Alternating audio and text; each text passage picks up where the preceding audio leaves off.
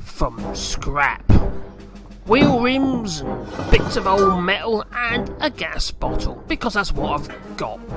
No science behind it really, just a little bit of logic. So there I go, I'm starting with the old gas bottle, and I think to myself, what am I gonna do with that? Think about it, just remember that it's got gas in it, or had gas in it. Luckily, I have already prepared this gas bottle. I filled it with water, and opened up the valve, and all the gas is out of it. But I didn't even attack it first with the angle grinder. What I'd done is I drilled a little hole in it first, just in case, because I don't want to go boom. So here I am, I've just put a bit of tape around the old gas bottle, and I've used that as a way of actually creating a straight line all the way around the circumference of this old gas bottle. Now, oh, we nearly there, yeah. So there we go, round. Oh, I could be there in a minute. Oh, I hope it's still there, listening and watching this. Oh, it does get better. It's a bit slow at the moment. Oh, that's what happens when you want to cut a gas bottle in half. Yeah, but like I say, be very careful when cutting or grinding or chopping, drilling old gas bottles. Make sure they are empty, completely and utterly empty and so there's no gas at all. Yes, it does pong a bit inside, because didn't you know that gas isn't actually that smell? They add like airwax into it, or that's what it smells like loads of airwax. They use like giants, and they grab the airwax and they melt it and they put it in the gas to make it smell, so you know if you've got a gas leak. Anyway, here we go. First of all, we've got to do a little bit of trimming up and take off the bits that we don't want. In this case, it's the crown. Yes, let's get rid of that old crown, the stand for the gas bottle. Nope, you can't weld that on there. It's made of plastic. Oh, I know. I'll use it as a template. Now, I don't know if you realise this is actually the bottom of the wood burner. I am creating the ash pan. So the first thing I'm going to do is create a little bit of a slot, for which I'm then going to fix the hinge to. And then once I've fixed the hinge to it, I can then carry on cutting around, because then the hinge will be in exactly the right place, because I've fixed it into place where I want it to be. So the bit I'm cutting out becomes the lid for the ash pan. So I think this being the other way up, and there'll be some legs stuck on there and all. I might use blue tack for those. Now, I was a little bit disappointed in the sense that I picked up this hinge, I started using this hinge, and I have to admit it was a little bit on the old flimsy side, but it's only the ash pans that I'll do. If I get a problem with it, I can always change it later. So now, it's time to carry on cutting around the old, ash pan lid thingy, cap, skull cap, and as you can see, I am now starting with the cap. So I've basically got a floppy bit, I've got plenty of them, and I'm now fitting the catch. I've made up some kind of makeshift catch, which is going to hold the ash pan into place. So I'm bolting that on, and I say made, it's just a piece of metal really. I've bashed and bent and what have you. Just little bits and pieces I keep finding in my buckets of metal. So a little bit of a tacking here and there to get it in place and finish off the welding around it.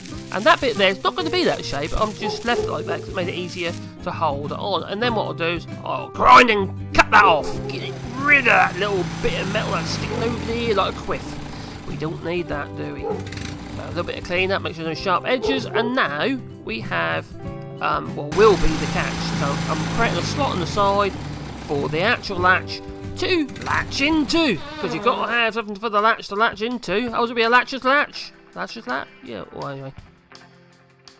If you don't mind, if you'd be most kind, then click like and subscribe, and maybe a little bell icon, because then you get a warm fuzzy feeling in your pocket every time I upload a new woodworking video. For the legs of this particular wood burner, and that's what those round bits are sitting on my bench. Now this is my woodworking bench. Look at the state of it now, it's full of bits of metal, so I'm going to have to be careful and make sure that all that metal grindings are no longer on my bench, because if I put a bit of oak on there, that'll go black. Yes, lebanized, because the iron oxide will react with the tannins in the wood. So there we go, tack, tack, tack, and as you see, these legs look a little bit on the old long side, don't they? But they won't be. We'll get to that in a minute. So I'm just tacking them around first, and then I'll weld the way around. Now, I have to add here that I am no welder. I can stick two bits of metal together, and that's about as far as it goes. And my welding is a bit like bird poo. I was going to say something else, but I'm going to say bird poo. yeah, a bit spludgery, you know, a bit like, you know, you've been on the old Vindaloo, really. It's not the prettiest of welding, but it sticks it together, you know. And besides, you're not going to really be looking at that. I hope not. I hope people don't notice. They won't. No. And besides, no one comes to see me. So there we are. It's welding those old legs into place like that. And as you say, they're a bit on the long side. You see that scrap of wood there? I'm going to get clever. Now I know my bench is 100 flat. So now I'm going to cut, using that bit of wood as a spacer and a guide, I'm going to cut through each leg one by one, and using the bench as also as a guide. So as you can see there, and now we have every single leg cut to length, using that little scrap of wood and the angle grinder, and obviously the fact that the bench is flat. Now I'm preparing the inside of the gas cylinder here, ready for a little bit of welding. Now I was thinking what I was going to use the old chains that I took out of my old Mrs. Bondage room, and because they got a bit rusty, so I thought I'd use them as a grate, because I had nothing else to use ready for a grate. I was originally going to be using those bits of angle iron in there, and then I saw this bit of old chain, and I thought, actually it's not a bad idea. If I weld bits of chain across, I thought to myself, maybe that's a good idea, because when you want to shake the grate, you always got to waggle the chains up and down, and then the ash will fall through the chains. I thought that might be quite a good idea, and in practice it's actually proved to be very useful, because obviously I've been using the wood burner. It's been keeping me totally warm for the last couple of weeks since I built it, so it's took me this long to get this video together. So I'm welding like lengths of chain from one end of the gas bottle to the other, and you can see that it's almost burning all the way through that steel of that gas bottle. I'm assuming that gas bottle is probably about 3/16 inch, it's quite thick, 4mm. And now I'm going to excuse the sound effects, because my angle grinders do not actually sound like that, but hey yo, it was a bit of fun. Now this old bit of metal here used to be for one of my wind turbines, to raise and lower the wind turbine, and I decided to use it. Sitting there for scraps of metal, I needed some metal. Now in here I have my chop saw, and this is my metal cutting chop saw that is in dire need of a new disc, because yeah, it's got a bit of small side, so you kind of have to almost like hold or put it onto another bit of wood so it's high enough so it gets cut all the way through. But it is a good little tool again, and they're not very expensive. So it's a bit like a chop saw but for metal. But while you're here, before I actually go on,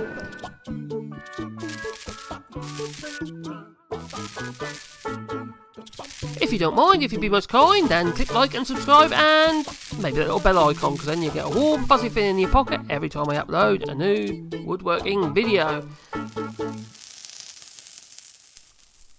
These little devices here are going to be used for controlling airflow. So there's one for the bottom of the wood burner, sort of a traditional airflow in the wood burner, but then also we're going to be having a tube going into the centre of the wood burner, because it's a sawdust burner, so we have to put air into the middle of the wood burner. And these things are going to be used to actually, to allow, so you can control it. They're going to screw in and out to block the air or allow air in. You know, we have fire, you need air, you need oxygen. So clean them up a little bit, because I don't want any bits of sharpness to it, because obviously I'm going to be using my fingers on that. I don't want to get metal splinters. Now this little welder I've been using on here, this is a stick welder. So it's just an ordinary electric stick welder, and they're quite a useful welder to have. This one actually quite good because it can weld relatively thin but also relatively thick, and it's an inverter welder, which is far superior to the old big heavy transformer welders. This thing's actually quite light. Now if you look at this, I've actually put a nut in the middle of a tube. Now the idea behind the nut is where the screw thread's going to go in to allow me to screw the adjuster, the airflow adjuster in and out. So I'm doing a little bit of drilling. We all like to do a bit of drilling, don't we? Yeah. They were the days. Yes, we've got to do a bit of drilling. So I'm drilling through the centre of that cap, which is going to be the airflow cap, and that's where the bolt is going to go through for the actual, well, as you can see there, it's going through the middle of it, and what that's going to do is, well, I'll drill the hole, because then I can set it's easier to weld it, you see. I can just weld the head to the outside, and all hunky-dory it'll be. As you can see there, I've screwed it all the way down, and now I'm going to just weld it on, and that'll do the job. But, the only thing I found with it, when I looked at this afterwards, I decided that maybe there wasn't enough airflow, especially at the bottom. get a bit blocked with soot and what have you.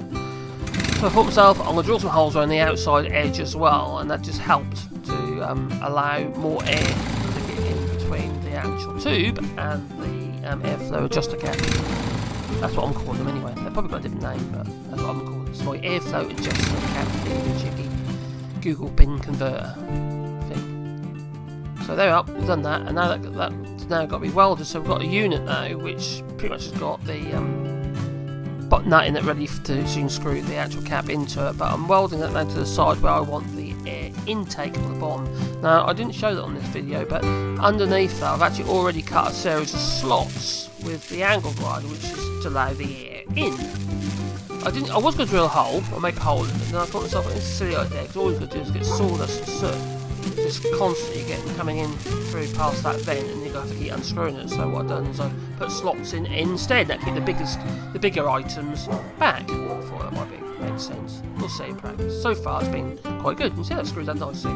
Alright, so now we've got our base with this airflow adjuster thingamajiggy Google pin converter, and then we've got the rest of the wheels. Now that lid there is the one off my old wood burner, which is rotted, but the lid itself is still okay-ish. So I thought, well, let's see if it fits, and it fits quite neatly on top of that wheel. So that's what we're going to use. We're going to use that lid.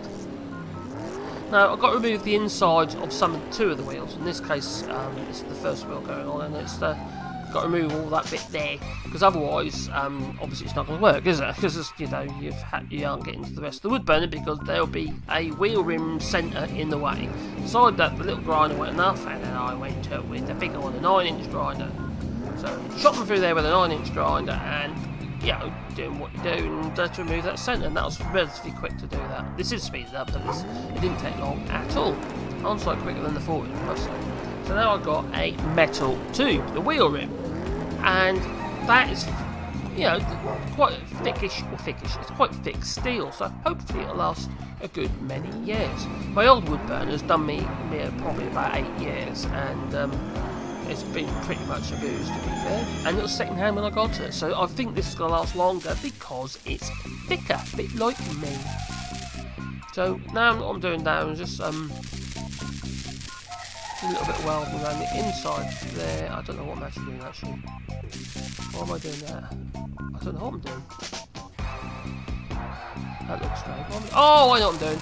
I tacked it from the inside to actually hold the bottom to the first wheel rim, and then I have to go all the way around the bottom to make it gas tight and weld it with my bird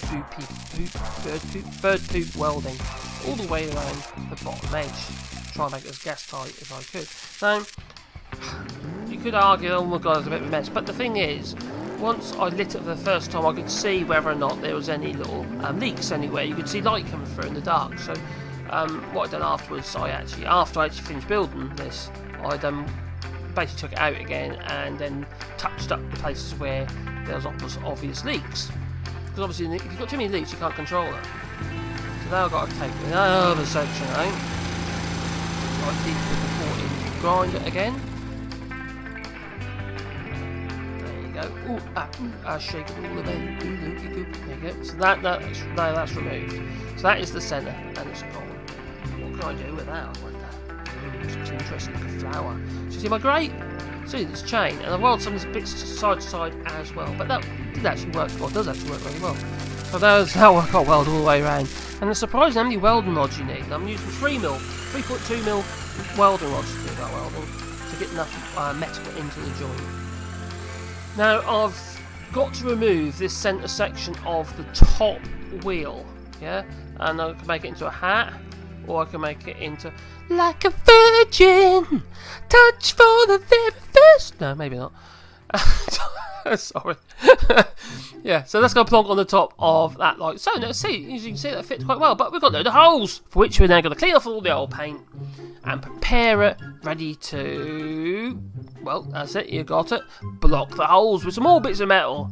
And that was a laborious task, I must say. So I basically just started tacking it into place on the inside, and then once I got them all tacked around, I then welded all the way around the little ovals on the outside, and that really secured it. And they're pretty gas tight. Oh, that was a bad bit of welding there, isn't it?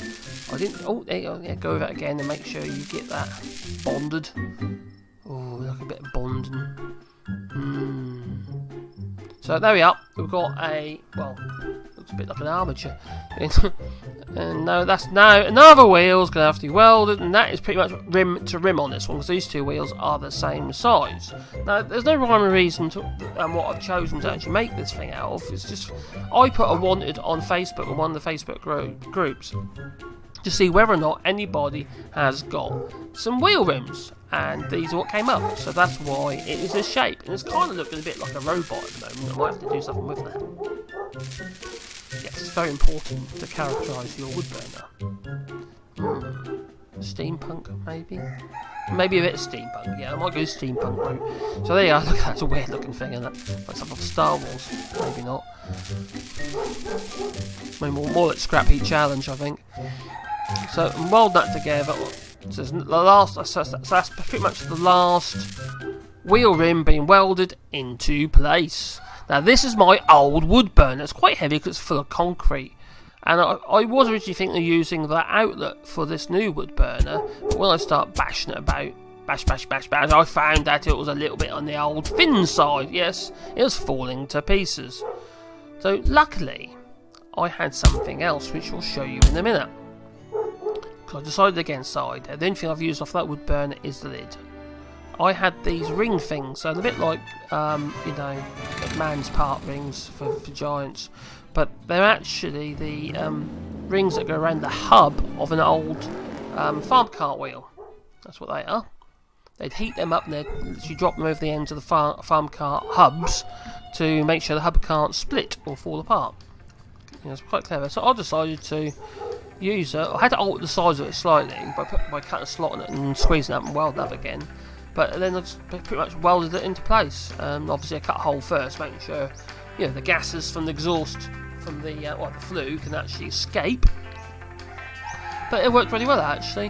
Now the bit I cut out of there from the actual wood burner itself, I've actually reinstalled that inside the flue exit as a deflector plate, and that obviously helped prevent a lot of the heat just disappearing straight up the chimney.